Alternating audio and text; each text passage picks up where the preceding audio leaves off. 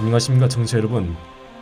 일상 속 숨겨진 환경 사건을 파헤치는 시간, 사건 파헤 97에 오신 것을 환영합니다.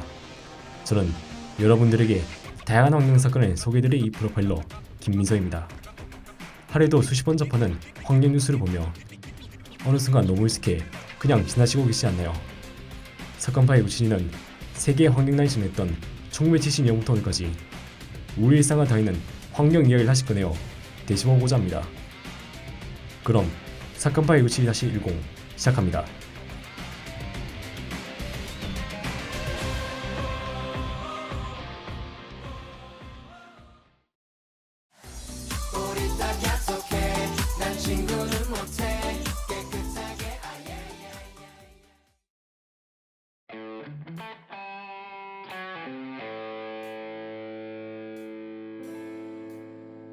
반갑습니다. 오늘도 저희 사건 파일 97을 찾아주셔서 감사합니다. 사건 브리핑에 앞서 이번 주 환경 뉴스를 전해드리겠습니다. 지난 9일 정부와 더불어민주당은 2035 국가 온실가스 감축 목표를 최소 53%, 최대 61% 수준으로 감축하기로 합의했습니다. 이는 기후위기 대응의 시급성과 국제사회의 공고 등을 종합적으로 고려하여 결정되었는데요. 이번 감축 목표는 11월 11일 국무회의에서 의결되어 최종 확정되었고 올해 안으로 유엔에 공식 제출할 예정입니다. 그러나 NDC가 발표된 후 산업계와 환경단체의 반응이 부정적이었습니다. 산업계는 감축 기술도 충분히 상향되지 않은 상태에서 목표를 올린다면 상당한 부담이 될 것이라고 우려했습니다. 또한 탄소 배출량이 많은 철강과 석유화학 등 특정 업종들은 목표 달성을 위해 막대한 탄소 배출권을 구매한다고 예상하며 기업 경쟁 약화를 피할 수 없을 것이라고 지적했습니다. 한편 환경단체는 파리 협정을 지키기 위해서는 최소 61% 이상의 감축이 필요하다고 지적하며 최소 54% 수준인 NEC의 목표가 낮다고 평가하며 재논의를 촉구했습니다. 산업계와 환경단체에선 부정적인 의견이 나오고 있지만 정부는 이번 NDC가 한국 사회 전반에 탄소 중립을 촉진하며 지속 가능한 성장과 경제 강국으로 성장하기 위한 불가피한 길이라고 평가했습니다.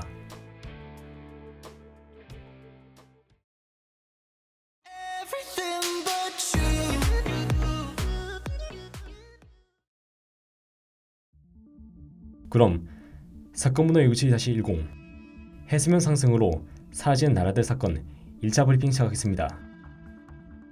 여러분들은 해수면 상승에 관해서 어떤 것들이 떠오르시나요? 저는 몇 년 전 남태평양의 섬나라인 투발루의 의무장관이 바닷물이 허벅지 깊이까지 담근 채로 연설하는 모습이 기억에 가장 남는 것 같네요. 실제로 투발루는 해수면 상승으로 인해 대부분 지역이 침수 위기를 겪는 나라 중 하나입니다. 일단은 바닷물에 잠긴 나라나 도시에 관해 설명하기 전에 해수면 상승 원인에 대해 먼저 설명하겠습니다. 해수면이 상승하는 원인은 크게 두 가지이며 지구온난화와 밀접하게 관련되어 있습니다.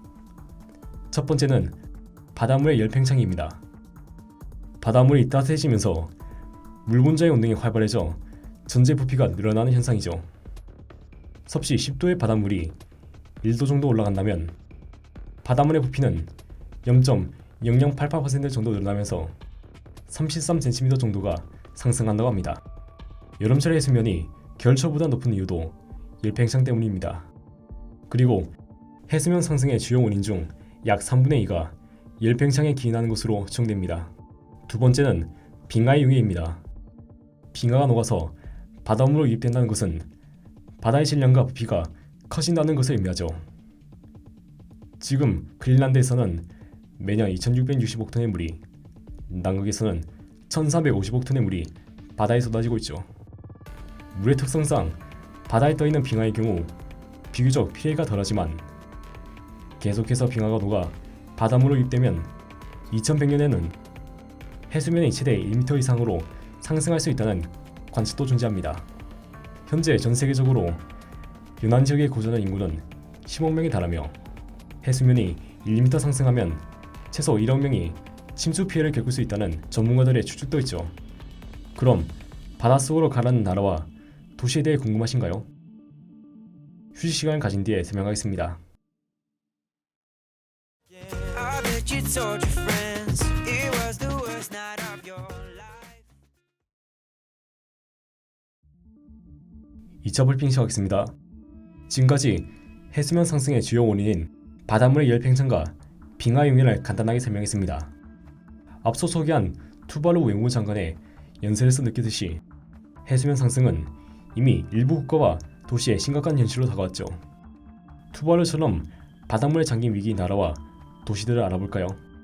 투발루는 산호초 위에 세워진 환초국가로 평균 해발 고도가 2에서 3m 수준에 불과해 침수 위기를 자주 겪고 있습니다. 투발루를 이룬 섬 중에서 2개의 섬이 이미 물에 잠긴 상태이며 헌법에서도 기후변화로 영토 손실이 발생하더라도 국가 지위는 영구적이라고 못을 박았죠. 심지어는 육지가 사라져도 디지털로 영토를 저장해서 영원히 국가로 보존하기로 계획된 바도 있어요. 투발루 외에도 키리바시나 인도양의 몰디브가 해수면 상승의 최전선에 놓여 있습니다. 특히 키리바시는 해수면 상승으로 해안이 침식되면서 지하수가 염분에 오염되어 식수 부족에 시달리고 있으며 토양마저 소금에 절져 농작물 생산에 큰 타격을 입고 있습니다. 인도양의 아름다운 몰디브 역시 해수면 상승으로 21세기 말에 또 대부분이 소실된다는 예측도 있습니다.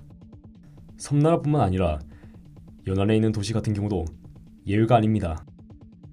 뉴욕을 예로 들어보면 해수면 상승과 함께 맨해튼의 콘크리트 건물의 무게로 인해 지반이 내려앉아서 매년 1에서 2mm씩 가라앉고 있다고 합니다. 오늘날 해수면 상승 속도가 3.7mm임을 고려하면 실질적으로는 매년 5.7mm씩 침감되고 있죠. 자카르타도 해수면 상승과 지반 침하로 세계에서 가장 빨리 가라앉고 있습니다.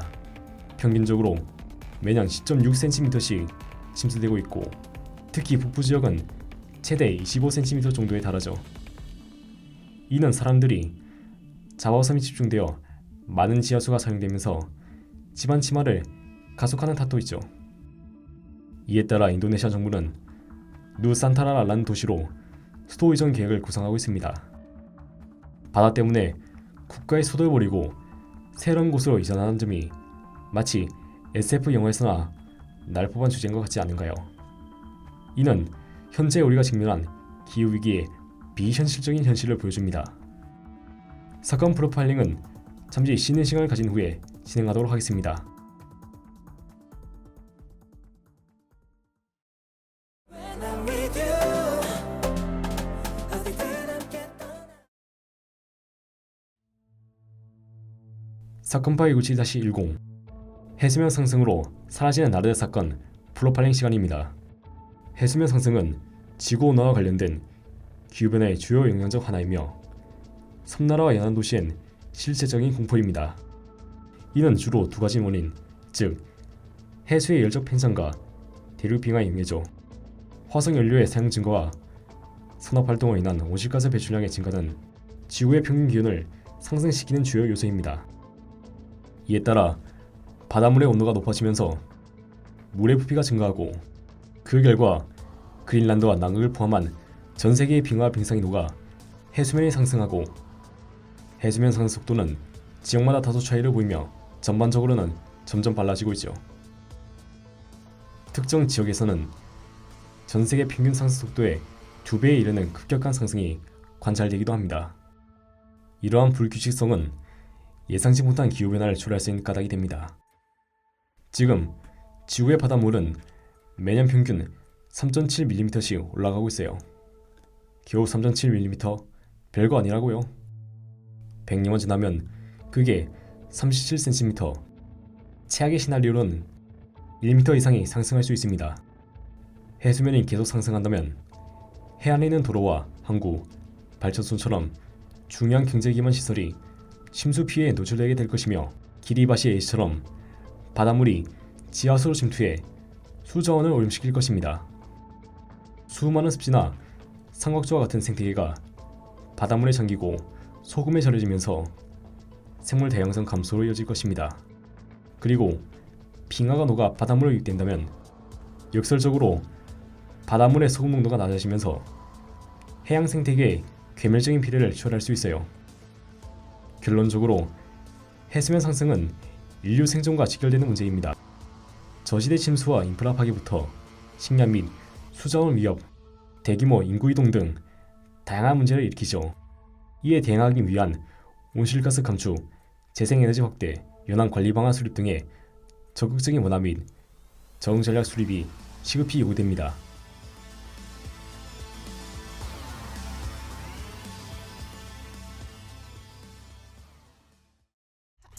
Oh boy, Gisela. We don't need second chances.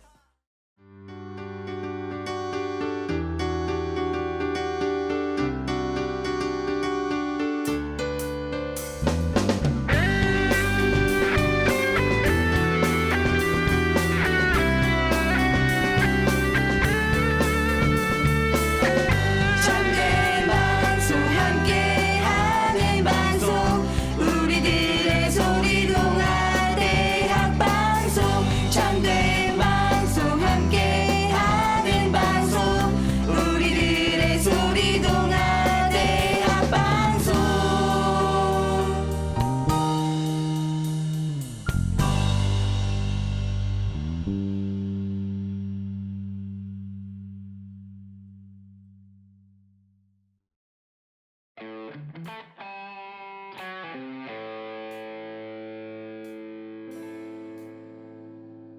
해수면 상승의 주요 원인은 온실가스로 인한 지구온난화입니다.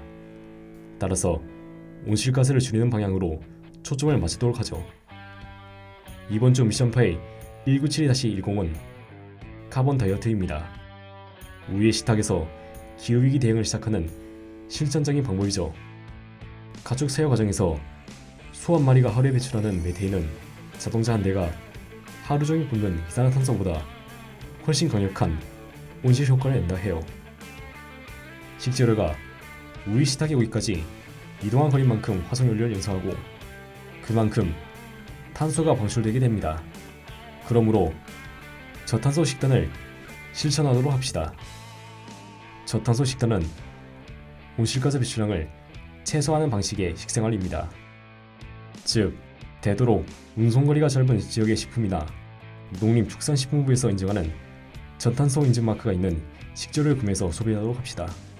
그럼 앞으로 육류 섭취를 줄이고 두부와 같은 식물성 식품 섭취를 늘리며 너무 많은 음식물 쓰레기를 처리할 때 추가적인 메탄을 발생시키므로 음식물 쓰레기가 많이 발생하지 않도록 먹을 수 있는 만큼만 구매해서 보관하는 거 어떨까요?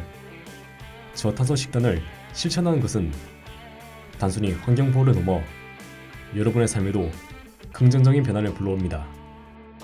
식물성 식품을 먹어서 포화지방 섭취를 낮추고 고혈압이나 당뇨병도 예방할 수 있고 운송기간도 짧아져서 더 신선하고 안전하게 식재료를 먹을 수 있어 여러분의 입도 행복해지고 몸도 가벼워질 것입니다. 한번 곰곰이 생각하셔서 열심히 수행해주시고 미션 파일도 작성해주세요. 너의 눈동자 속에 어디서도 본 적 없는 오묘한 색깔이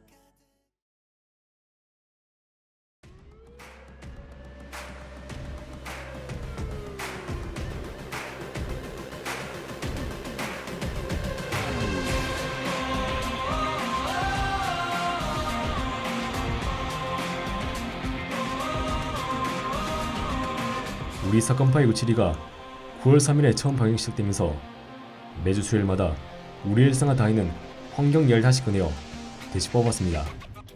아직도 일화를 녹음한 기억이 생생한데 10호까지 온 사건 파일 972를 보니 시간이 정말로 빨리 흘러간다는 것을 깨달았네요. 이제 곧 12월이 다가오고 연말도 오고 종강도 얼마 남지 않았으니 감기나 독감 조심하시기 바랍니다. 마지막 사건 파일도 생생한 사건으로 청취자분들께 환경오염의 심각성과 경각심을 일깨워드릴 수 있도록 노력하겠습니다. 더불어 오늘 사건 파일 197-10을 재청취하고 싶으시다면 다음인드센터 유튜브와 홈페이지를 방문해주시면 됩니다. 지금까지 프로그램 제작의 김경 PD, 이 프로펠러 김서였습니다. 다음 사건으로 찾아뵙겠습니다.